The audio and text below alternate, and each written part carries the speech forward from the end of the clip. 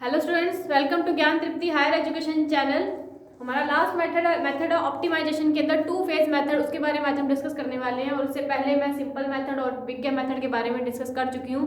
Big game method से related जितने भी क्वेश्चन थे, नो फिजिबल सोल्यूशन पे क्वेश्चन थे, वो सब मैं करवा चुकी हूँ। वैसे लास्ट मेथड बचा हुआ टू फेज मेथड, बस उसको करके हम आज इस टॉपिक को खत्म करते हैं। ठीक है, तो मेथड है हमारा to phase method.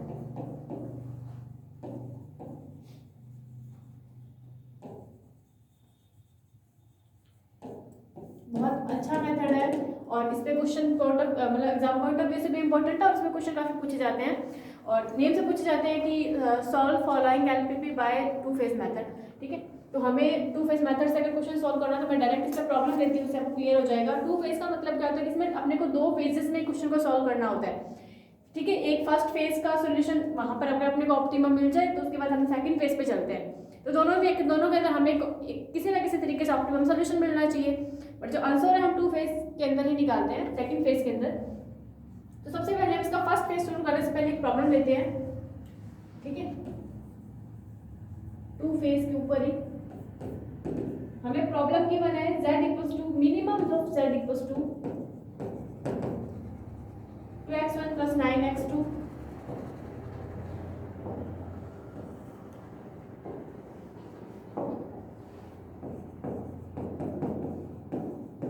Plus 9x2 plus x3। ठीक है, और इसके जो सब्जेक्ट हमें दे रखे हैं वो है 4x1 plus 4x2 plus 2x3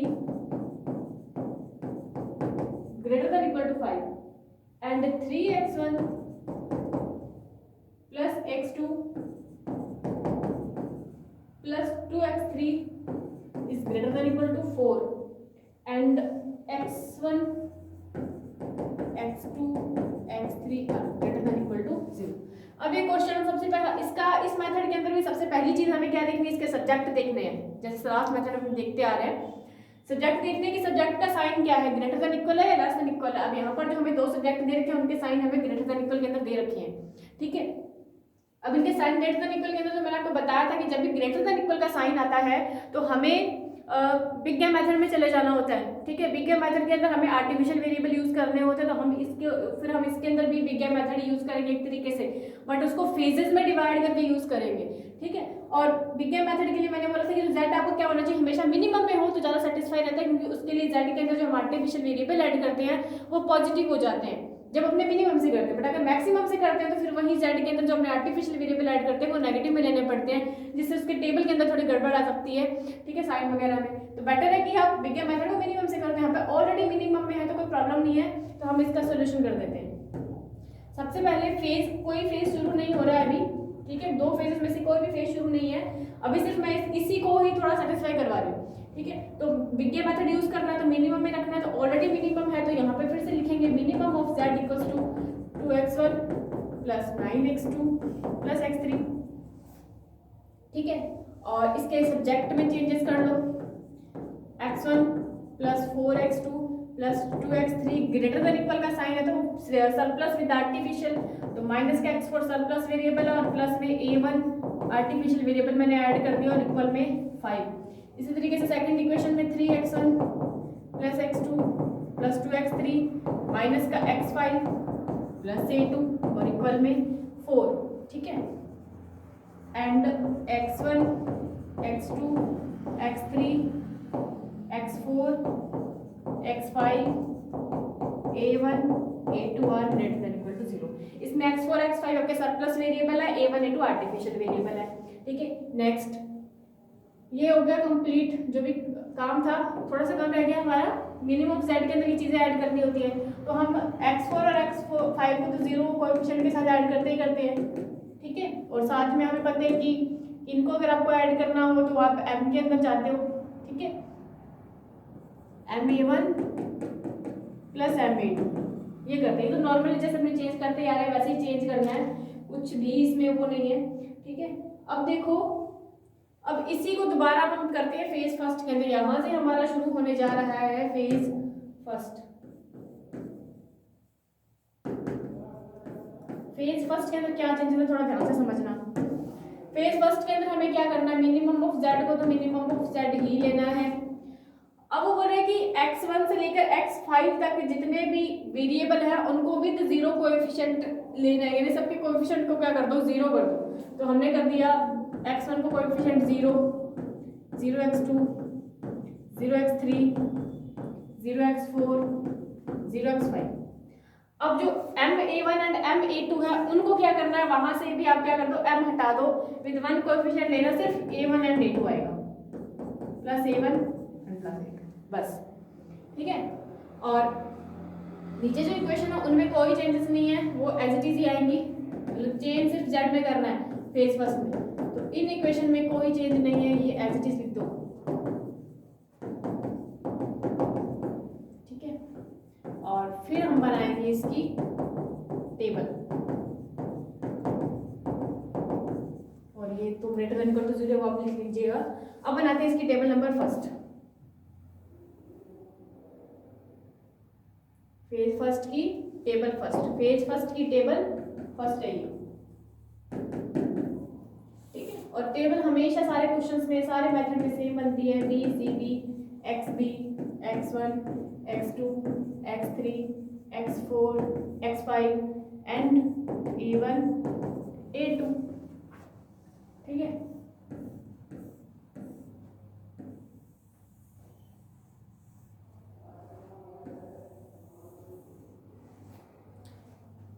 अब यहाँ पर बी में क्या जाएगा वो तो ऑलरेडी पता ही है। हम मेथड में क्या करते हैं, सरप्लस वेरिएबल और दोनों में से किसको चूज करते हैं, हमेशा आर्टिफिशियल वेरिएबल को। तो यहाँ भी क्या आएगा, artificial variable a1 and a2 आएगा। इनके कोएफिशिएंट क्या है वो यहाँ लिख देती हूँ मैं, बाकी सबके तो 0 0 ही है। इनके क्या है 1 1। ठीक है, इनके कोएफिशिएंट क्या है, इसमें 1 एंड 1 है तो 1 1 ही लेंगे। और यहाँ पर क्या आ जाएगा, इनके कोएफिशिएंट a1 a2 के यहाँ भी 1 1। ठीक है, अब x भी है तो 5 एंड 4 है। ठीक है, बाकी सबके कोएफिशिएंट लिख दो। x1 का फर्स्ट इक्वेशन में 1 4 2, x4 का -1, x5 0 है, इसमें a1 का 1 है और a2 0 है। और इधर देखेंगे तो ये 3 है, 1 है, 2 है, 0 -1 0 एंड। ठीक है, ये टेबल का अंदर का काम खत्म है। अब टेबल को सॉल्यूट करते हैं। ठीक है, तो सॉल्यूट कैसे करेंगे, यहाँ पे z से निकालेंगे तो cbxi यानी cb वाले एलिमेंट्स को x1 x2 x3 वाले एलिमेंट से मल्टीप्लाई करना, तो सेम प्रोसेस है। 1 3 4 हो गया, ये 5, ये 4, ये -1, ये -1, ये 1 एंड ये 1। ठीक है, फिर करते हैं हम cj माइनस zj, तो 0 - 4 माइनस का 4 माइनस का 5 -4 +1 0 एंड 0। अब वही प्रोसेस वही देखना है कि मिनिमम की प्रॉब्लम के लिए cj माइनस zj की सारी वैल्यू पॉजिटिव या 0 होनी चाहिए, बट यहाँ पर तो नेगेटिव मिल रही है। ठीक है, तो हमें क्या करना पड़ेगा, मोस्ट नेगेटिव एलिमेंट को एंटर करवाना पड़ेगा। तो मोस्ट नेगेटिव हमारा -5 है, तो एंटर करवा देते हैं हम x2 को। इसको एंटर करवाएंगे तो यहाँ पर हमें पास नया कॉलम मिलेगा xb अपॉन में x2। xb है 5/4 करेंगे इधर तो। ठीक है, और इधर करेंगे 4/1। ठीक है, तो ऑब्वियसली बात है यही आएगा सबसे मिनिमम 1.2, और ये 4 है तो मिनिमम 1.2 समथिंग है ये, मतलब। तो हमें क्या कर देना है, इसको डिपार्ट कर देना। तो a1 हो गया डिपार्ट और एंटर हो गया ये, तो हमारा की एलिमेंट कौन बन गया 4। ठीक है, तो अभी लिख देंगे एंट्री फैक्टर कौन है,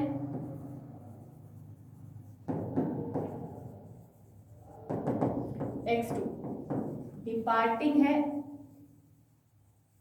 a1 और की एलिमेंट 4। क्लियर। अब टेबल फर्स्ट का काम खत्म हो चुका है। अब टेबल फर्स्ट के यूज से हम टेबल फर्स्ट फेज की टेबल सेकंड बनाएंगे। ठीक है, अभी तक फेज फर्स्ट ही चल रहा है, हम बनाएंगे इसकी टेबल नंबर सेकंड।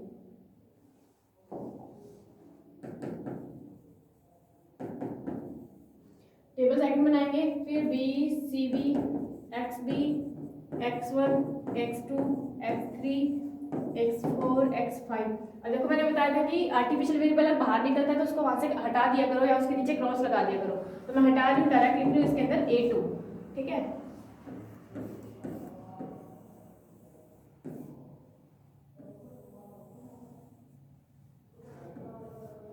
a1 निकल गया, x2 एंटर करा है तो यहाँ पे लिखेंगे x2, a2 की जगह a2, और यहाँ पर c से बाकी सबके कोएफिशिएंट 0 0 थे और a1 a2 के 1 थे। x2 का 0 है तो 0 लिखेंगे, a2 का 1 है तो 1 लिखेंगे, ठीक है। XB के अंदर देखो हमें क्या करना होता है, जो की एलिमेंट वाली रो होती है उसमें की एलिमेंट को 1 बनाना होता है, यानी 4 को 1 बनाने के लिए इसको पूरी को 4 से डिवाइड करना पड़ेगा। तो ऊपर तो आ जाएगा 5/4, 1/4, 1, ये 1/2, ठीक है, ये -1/4, ये 0, और a2 को a1 तो ले नहीं रहे तो फिर a2 का 0 हो जाएगा। फिर क्या करना होता है, की एलिमेंट के जस्ट नीचे वाले एलिमेंट को 0 बनाना होता है, यानी 1 को 0 बनाना है। तो 1 को 0 बनाने के लिए मैं यहाँ काम कर रही हूँ, 0 बनाना है 4 3 1 2 0 -1 एंड 1, क्योंकि a1 वाले को नहीं ले रहे हम। और किसकी हेल्प से बनाना है, इसकी हेल्प से, 5/4 1/4 1 1/2 -1/4 और 0 0, ठीक है। अब हमें बनाना है इस 1 को 0, डायरेक्ट माइनस कर दें तो 4 माइनस करेंगे तो ये बचेगा हमारे पास 11/4, ठीक है। 3 - 1/4 करेंगे, ये भी 11/4, ये 0। 2 - 1/2 करेंगे तो 3/2, ठीक है। ये प्लस का 1/4, ये -1 एंड 1, ये जो भी आया उसको यहाँ लिख देते हैं, 11/4 11/4 0 3/2 1/4 -1 एंड 1, ठीक है। ये फिर हमारा नेक्स्ट काम क्या होता है, हम ZJ निकालते थे, ZJ सेम काम करना है, इसको करेंगे तो 0 ही आएगा, सिर्फ यही लिखना है, यानी 11/4 आ जाएगा, ये 0 आ जाएगा, ये 3/2 आ जाएगा, वो 0, और ये 1/4 आ जाएगा, वो 0 आ जाएगा, और ये माइनस का 1, वो वाला 0 एंड ये प्लस का 1, ये आ गया हमारे पास। अब हमें करना है CJ - ZJ, ऊपर वाली टेबल का कोई यूज नहीं है। अब करना है CJ - ZJ, तो 0 माइनस दिस करेंगे तो माइनस का 11/4, ये 0, माइनस का 3/2 -1/4 +1 एंड 0। अब देखिए फिर से वही बात आ रही है कि मिनिमम की प्रॉब्लम के लिए सारी की सारी वैल्यू पॉजिटिव एंड 0 होनी चाहिए, बट यहाँ पर तो हमारे पास 3 ऐसी वैल्यूज है जो नेगेटिव आ रही है, जो कि ऑप्टिमम नहीं है। तो इसका मतलब हम क्या करेंगे, फिर से वही प्रोसेस करेंगे, मोस्ट नेगेटिव एलिमेंट को हम एंटर करवाएंगे। तो देखिए मोस्ट नेगेटिव एलिमेंट आपको कौन सा दिख रहा है इसके अंदर,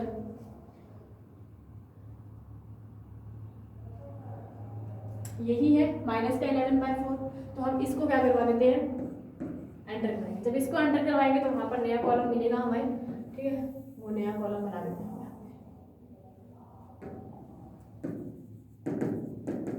XB अपॉन में एंटर कौन करा है, x1, ठीक है। तो 5/4 अपॉन में x1 करेंगे तो ये 5 आ जाएगा, 11/4 अपॉन में 11/4 करेंगे तो 1 आ जाएगा, तो मिनिमम 1 ही है, तो ये जाएगा बाहर। तो इस पर कौन निकल के डिपार्ट हुआ, A2। की एलिमेंट कौन है, ये की एलिमेंट है, ठीक है। तो यहाँ पे लिख देंगे एंटरिंग वेक्टर, तो है हमारे पास x1,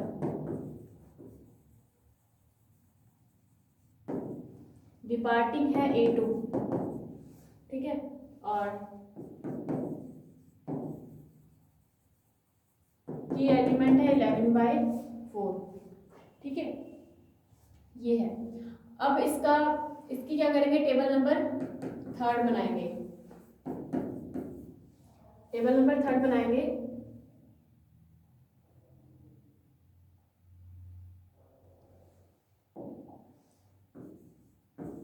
BCB XB x1 x2 x3 x4 x5, A2 depart हो गया, तो A2 को लेना नहीं है तो उसको छोड़ो, ठीक है।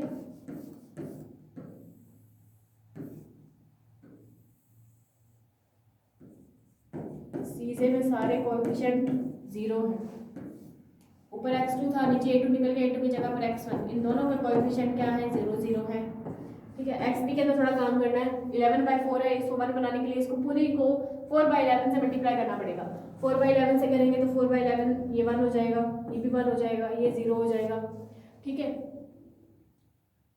ये हो जाएगा 6/11, ठीक है, ये 1/11 और माइनस का 4/11 हो जाएगा। ठीक है, अब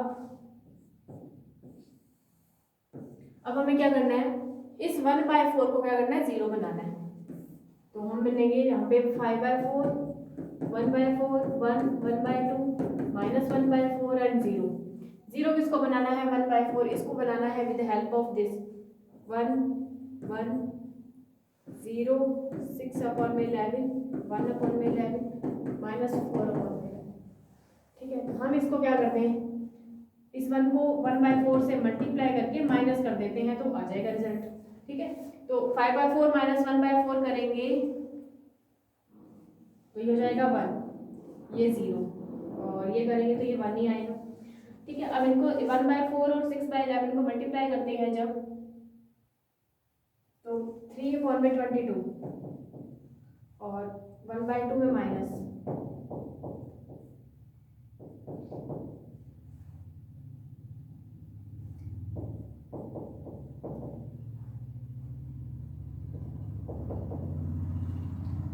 तो ये आ जाएगा 4/11।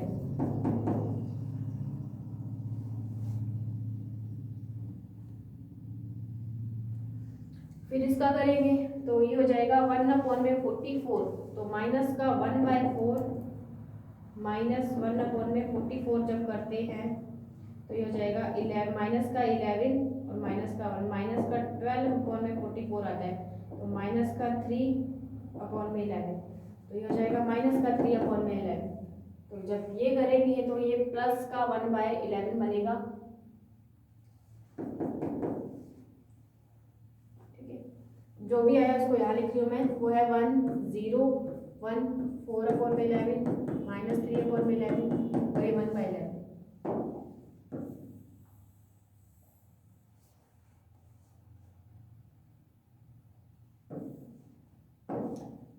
ये मिला हमें। ठीक है, अब देखिए ये टेबल मिल गई, अब इसका करते हैं हम जेड से, इसका निकालते हैं जेड से निकालेंगे तो ये 0, ये भी 0, ये भी 0, ये भी 0 और ये भी 0 मिलेगा, क्योंकि इनके कोएफिशिएंट 0 सबसे मल्टीप्लाई करेंगे 0 आएगा। फिर सी से माइनस जेड से करोगे तो भी वो भी 0, 0, 0 और 0।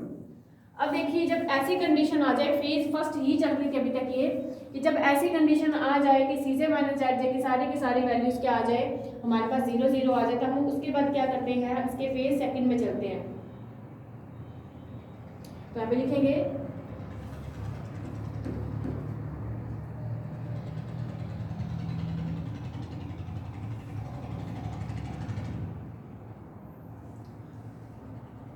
Because optimum condition is, phase first की जो ऑप्टिमम कंडीशन होती है वो वही होती है।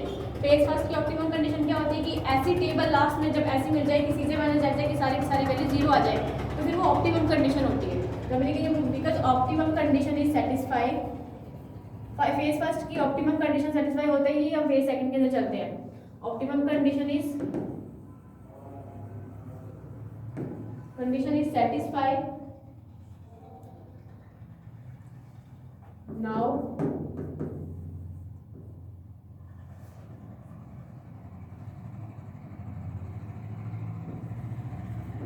Take phase first. अब हम जाते हैं इसके फेज सेकंड के अंदर, तो यहां से हम शुरू करते हैं अपना फेज सेकंड। ठीक है, फेज सेकंड कहां से शुरू करना है मैं आपको बता चुकी हूँ कि क्या करना है। जब भी फेज फर्स्ट की ऐसी टेबल मिल जाए, फर्स्ट सेकंड थर्ड या फोर्थ जितनी भी हो सकती हैं, कि जहां पर सी से माइनस जेड जे की सारी वैल्यू लास्ट में 0 मिल जाए, तब उसको वहीं पे छोड़ देना। फिर हम जाते हैं इसके फेज सेकंड के अंदर। फेज सेकंड के अंदर जाएंगे तो फेज सेकंड की फर्स्ट टेबल क्या बनेगी, फेज सेकंड की टेबल फर्स्ट बनाते हैं। ठीक है, इसकी टेबल क्या बनाते हैं, फर्स्ट बनाते हैं। तो टेबल फर्स्ट के अंदर पहले तो ये लिखना है B C B x B x1 x2 x3 x4 x5। ठीक है,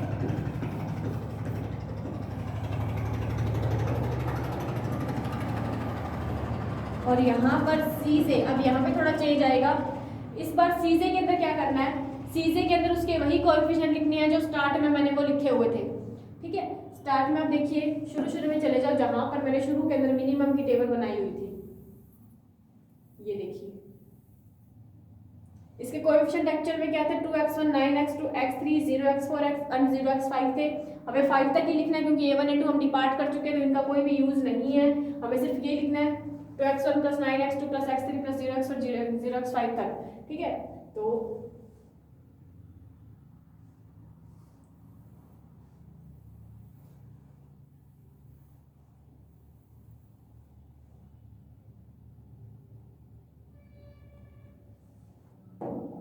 तो इनके कोएफिशिएंट क्या थे, 2 9 1 और इनके क्या थे 0 0। तो वो शुरू से देख के लिख सकते हो।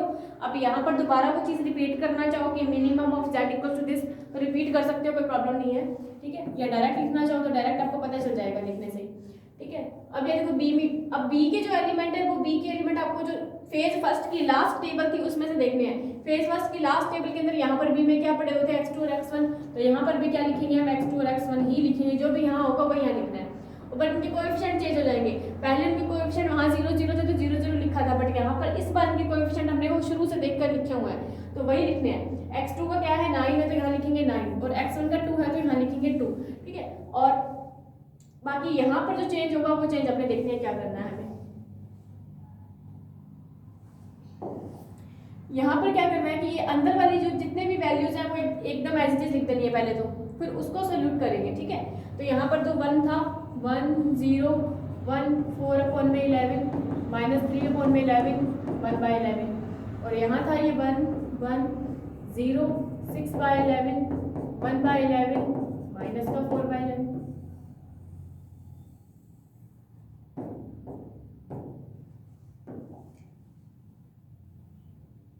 ठीक है, अब इसके अंदर काम करते हैं वो सेम, अब निकालते हैं इसका जेड से, क्योंकि इस बार इसका जेड जेड अलग आएगा क्योंकि सीबी की वैल्यूज चेंज हो चुकी है, पहले 0 0 थी, तो इसका जेड से ये 0 हो जाएगा, ये 2, ठीक है। ये 9 0 तो 9 ही आएगा, इसको मल्टीप्लाई करेंगे तो 36/11, और इसको ऐसे मल्टीप्लाई करेंगे तो +12/11, तो 48/11 आएगा, ठीक है। फिर इनको मल्टीप्लाई करेंगे तो माइनस का 27/11 आ जाएगा, और ये प्लस में 2/11, तो माइनस का 25/11, ठीक है। और ये करेंगे तो ये आ जाएगा 9/11 माइनस का 8/11, तो ये आ जाएगा 1/11।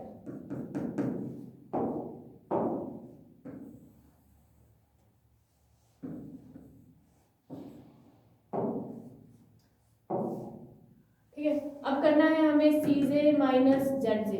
2 - 2 करेंगे 0 आएगा, 9 - 9 करेंगे 0 आएगा, 1 माइनस दिस करेंगे तो ये आएगा 11 - 48, तो माइनस का 38/11, और फिर ये करेंगे तो 25/11 आएगा, और ये माइनस का 1/11 आएगा। तो प्रॉब्लम हमारी शुरू से मिनिमम में ही चल रही है, हमने उसको मैक्सिमम में चेंज नहीं करा, तो मिनिमम में ही चल रही है। तो मिनिमम क्या कहती है कि सीजे माइनस जेड की सारी वैल्यू पॉजिटिव आनी चाहिए या 0 आनी चाहिए, बट यहाँ पर हमारे पास 2 नेगेटिव मिल रहे हैं जो कि ऑप्टिमम नहीं है, तो दोनों में से किसी एक को एंटर करवाना है। तो हम क्या एंटर किसको करवाएंगे, मोस्ट नेगेटिव दिस, तो हम इसको क्या करवा देंगे, x3 को एंटर करवा देंगे। जब इसको एंटर करवाएंगे तो फिर से हमें कॉलम मिलेगा मिनिमम ऑफ xb अपॉन में x3, ठीक है। xb अपॉन में x3 करना है हमें, तो 4/11 करेंगे तो ये हो जाएगा 11/4, ठीक है। तो 11/4 से हमें मिलेगा 2 पॉइंट समथिंग पे जाएगा, ये 2.7 करके मिलेगा, और ये करेंगे तो ये 11/6 मिलेगा, 11/6 करेंगे तो ये 0 पॉइंट समथिंग 0.1 करके है, तो इसका मतलब यही मिनिमम है। तो ये मिनिमम है, तो हम इसको करवा देते हैं डिपार्ट, यानी x1 निकल गया हमारे पास, डिपार्ट हो गया, ठीक है। जब x1 डिपार्ट हो जाएगा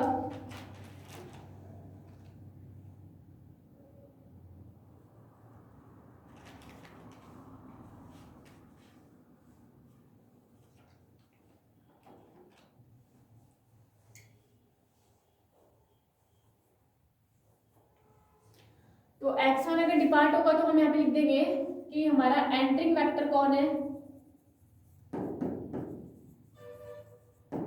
एंटरिंग वेक्टर है x3, डिपार्टिंग है x1, और की एलिमेंट कौन है हमारे पास, ये 6/11, ठीक है।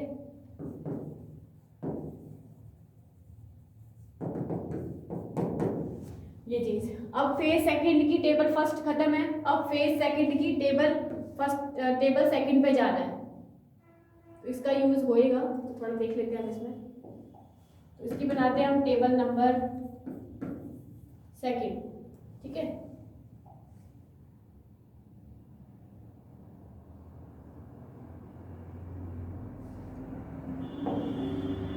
फिर से लिखेंगे B C B x B x1 x2 x3 x4 and x5, ठीक है।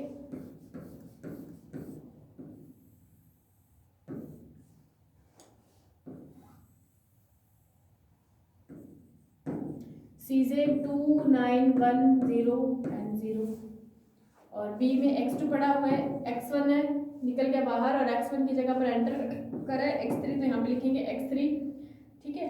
अब इनके कोएफिशिएंट देखते हैं, x2 का कोएफिशिएंट 9 है, x3 का क्या है 1 है, तो यहाँ पे 1 रहेगा। xb के अंदर 6/11 है, इसको हमें बनाना है 1, तो इसको 11 पूरी रो को 11/6 से मल्टीप्लाई करेंगे, तो यहाँ आएगा 11/6, यहाँ पे 11/6, ये 0, ये 1, ये 1/6, माइनस का 4/6, तो माइनस का 2/3, ठीक है।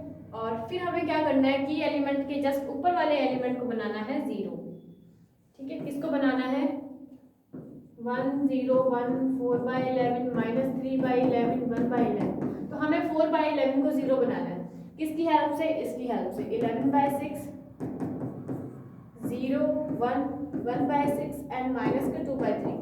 हमें इसको 0 बनाना है, तो हम क्या करते हैं, इसको 4/11 से मल्टीप्लाई करके माइनस कर देते हैं, ठीक है। इसको माइनस करेंगे तो ये आ जाएगा माइनस का 1 माइनस 2/3 करना है, तो 1/3 आ जाएगा ये, ठीक है। इसको करेंगे तो ये भी माइनस का, तो ये भी 1/3 ही आए, सॉरी ये आएगा माइनस का 2/3, ठीक है। और ये 0 ये 1 आ जाएगा, ये 0 आ जाएगा, ठीक है। और इधर करेंगे जब 1/33 बनेगा, ये सॉरी 2/33, तो माइनस का 3/11 माइनस 2/33 करेंगे जब, तो माइनस का 9 माइनस का 11/33, तो माइनस का 1/3 आएगा यहाँ पे, ठीक है। और जब इसको करेंगे हम माइनस का प्लस का 8/33,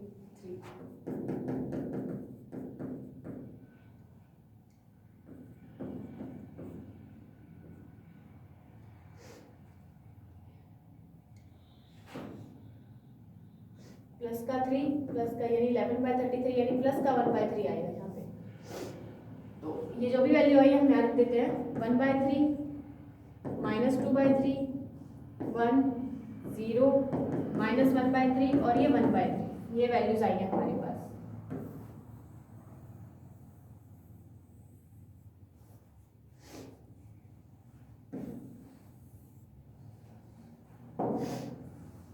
ठीक है, अब ऊपर वाली टेबल से हमने सारा काम खत्म कर लिया है। अब इसका दोबारा से ड्रॉ करते हैं हम ZJ, ठीक है। इसका क्या करते हैं हम ZJ निकालते हैं, तो ZJ के लिए करेंगे माइनस का 18/3 प्लस 11/6,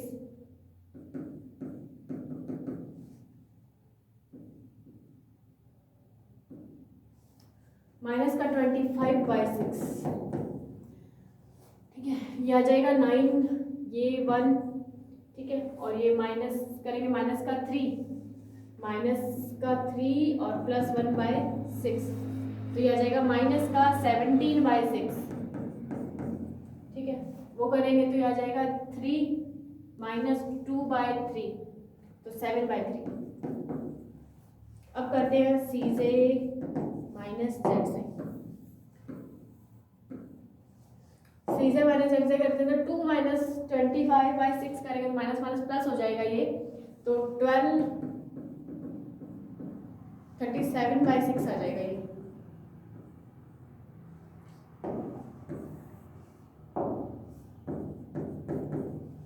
नाइन माइनस 9 0 1 माइनस 1 0, ये प्लस का 17/6 माइनस का 7/3 अगेन, ठीक है। टेबल नंबर सेकंड से भी काउंट नहीं बना हमारे पास, ठीक है। यहाँ से हमारे पास कितनी बन गई, क्योंकि अब देखो सी जे माइनस जेड की सारी वैल्यू 0 से बड़ी या बराबर आनी चाहिए, बट यहाँ पर हमारे पास मिनिमम के लिए एक नेगेटिव आ रहा है, तो हमें इस एक नेगेटिव के लिए फिर से काम करना पड़ेगा। तो एक ही नेगेटिव है, बाकी सारे तो पॉजिटिव है, तो सिर्फ इसी को एंटर करवा देते हैं। जब इसको एंटर करवाएंगे तो यहाँ पर कॉलम फिर से बनेगा मिनिमम ऑफ XB अपॉन में X5, ठीक है। तो 1/3 अपॉन 1/3 करेंगे तो 1 आ जाएगा, और ये तो है ही नेगेटिव, तो नेगेटिव को तो लेते ही नहीं है वैसे भी, ठीक है, डैश कर देते हैं, तो मिनिमम यही मानेंगे हम। तो इसके लिए डिपार्ट कौन हो जाएगा, x2, और हमारा की एलिमेंट कौन हो जाएगा, ये 1/3, ठीक है। अब बनाते हैं इसमें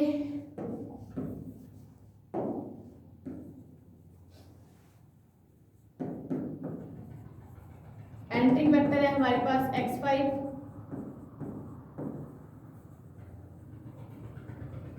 और डिपार्टिंग है x2, की एलिमेंट है 3, 1/3, ठीक है। अब इसकी हेल्प से हम क्या बनाते हैं, टेबल नंबर थर्ड बनाते हैं, ठीक है। पेज सेकंड की टेबल थर्ड, ठीक है। तो यहाँ पे लिखेंगे फिर से B, CB, XB,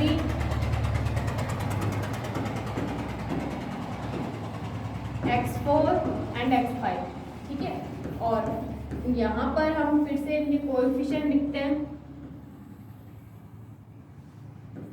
सीजे में 2 9 1 0 0, ठीक है। x2 का डिपार्ट हुआ, एंटर करा x5, तो यहाँ लिखेंगे हम x5 का कोएफिशिएंट है 0 और x3 का है 1, ठीक है। अब यहाँ पर 1/3 है, इसको हमें 1 बनाना, तो पूरी रो को हम 3 से मल्टीप्लाई कर देते हैं, तो ये आ जाएगा 1, और ये माइनस का 2, ये प्लस का 3, ये 0, ये -1 और ये 1। फिर हमें क्या करना है, माइनस की 2/3 है, इसको 0 बनाना है, यानी 11/6 0 1 1/6 माइनस का 2/3,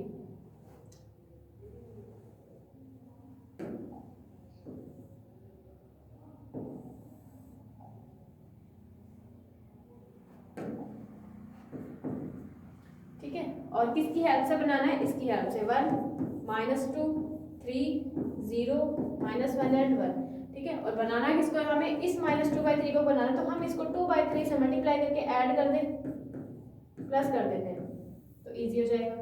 अब यहाँ पे 11/6 प्लस 2/3 करते हैं,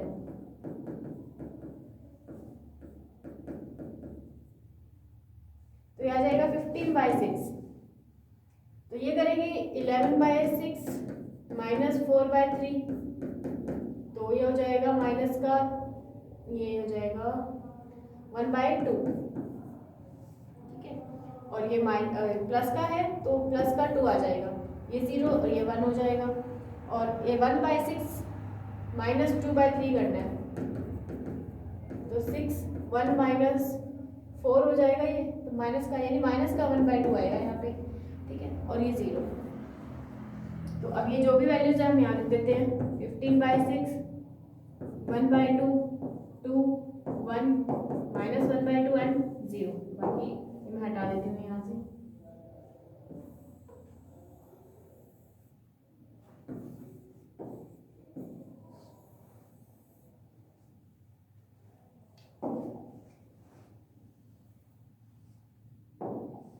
अब इसके अंदर हमें दोबारा से क्या निकालना है, ZJ निकालना है।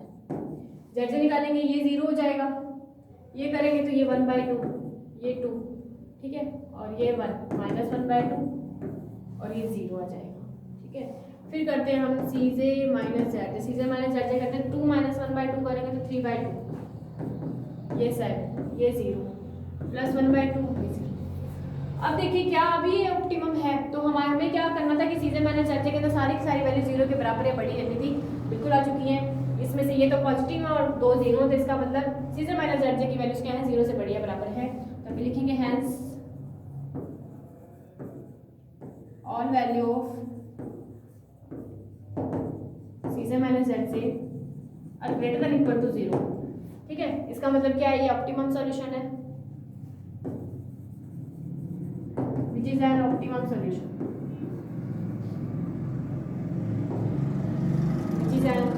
सॉल्यूशन। ऑप्टिमम सॉल्यूशन है तो उसको फाइंड करेंगे, तो फाइंड करने के लिए हमें इसमें से वैल्यू निकाल लेनी है। यहाँ से देखिए x5 की वैल्यू क्या है, 1 है, x3 की कितनी है, 15/6 है। बस दो ही वैल्यू निकली है। अब आ जाओ क्वेश्चन में, जो हमें क्वेश्चन दे रखा था, क्वेश्चन हमें दे रखा था इसके अंदर अपना जो भी, अगर आपने साथ साथ में नोट किया है तो वहां पर देख लो क्वेश्चन। क्वेश्चन था minimum of z equal to x1 9 x2 plus x3, ये क्वेश्चन था। ठीक है, अब इसमें वैल्यू पुट कर दो। x1 की वैल्यू है ही नहीं तो ये 0 है, x2 भी नहीं है तो 0 है, सिर्फ x3 है जो कि 15/6 है, और x5 तो वैसे ही है ही नहीं तो लेना ही नहीं है, तो इसकी वैल्यू डायरेक्ट क्या आ गई 15/6। तो इसका मतलब मिनिमम ऑफ z कितना है 15/6, तो ये आपका आंसर है। ठीक है, तो इस तरीके से करते हैं क्वेश्चंस। ठीक है, और 15/6 है, 15/6 को हम थोड़ा और सॉल्व कर सकते हैं। वो कर रहे हैं 3 के टेबल से, तो ये आ जाएगा 5/2 भी आ सकता है। तो एक ही बात है, 15/6 या 5/2 कर लो। ठीक है, तो 5/2 इसका करेक्ट आंसर है। Minimum of z equals to 5/2। तो इस तरीके से करते हैं टू फेज मेथड से क्वेश्चन। ठीक है, टू फेज मेथड से ही क्लियर होता है कि इसके अंदर 2 फेजेस बनते हैं, जिसके अंदर आपको किसी भी क्वेश्चन को 2 फेजेस के अंदर कंप्लीट करना होता है कुछ भी नहीं, बस आपको फेज फर्स्ट के अंदर थोड़ा सा ध्यान रखना है, क्योंकि फेज सेकंड जो है वो तो वैसा ही है जैसे अपने करते आ रहे हैं। फेज फर्स्ट के अंदर थोड़ा सा ध्यान रखना है कि जो भी आपको क्वेश्चन के अंदर वेरिएबल्स दे रखे हैं x1 x2 x3, ठीक है, जितने भी हों उनके कोएफिशिएंट को 0 करते हुए आर्टिफिशियल वेरिएबल के कोएफिशिएंट को 1 रखना है। ठीक है, बस फेज फर्स्ट के अंदर इतना ध्यान रखो कि जो वेरिएबल हमें गिवन है उनके कोएफिशिएंट को 0 रखो और आर्टिफिशियल वेरिएबल को 1 रखो, नोट m। ठीक है, m नहीं रखना, सिर्फ आर्टिफिशियल वेरिएबल को 1 रख करके अब इसको सॉल्व करते जाओ, और तब तक करते जाओ जब तक सीधे माइनस z की वैल्यू सारी की सारी 0 ना मिल जाए। जब 0 मिल जाती है इसका मतलब फेज फर्स्ट का जो ऑप्टिमम सॉल्यूशन मिल चुका है, उसकी कंडीशन को सेटिस्फाई कर चुका है। फिर हम चाहते हैं उसके फेज सेकंड के अंदर। फेज सेकंड के अंदर आपको क्या करना होता है, कोई आर्टिफिशियल वेरिएबल नहीं लेना होता, जो हमें कोएफिशिएंट वेरिएबल्स हमें क्वेश्चन में गिवन होते हैं वही वेरिएबल्स ले करके हमें उनके जो एक्यूरेट कोएफिशिएंट है जो क्वेश्चन में गिवन है वही कोएफिशिएंट हमें ले करके सॉल्यूशन करते जाना है, और सॉल्यूशन वैसे ही करते जाना है कि जब तक हमें सीधे माइनस z की सारी वैल्यू 0 से बढ़िया बराबर नहीं मिल जाती। तो मैक्सिमम 3 ही टेबल बनती है, बहुत रेयर क्वेश्चन होते हैं जिनमें 4 या 5 टेबल बनती है, बाकी 3 टेबल्स के अंदर आपका काम खत्म हो जाता है। तो थोड़ा सा लेंथी क्वेश्चन है बट अच्छा मेथड है, पेपर में मेथड वाइज ही क्वेश्चन पूछा जाता है ये।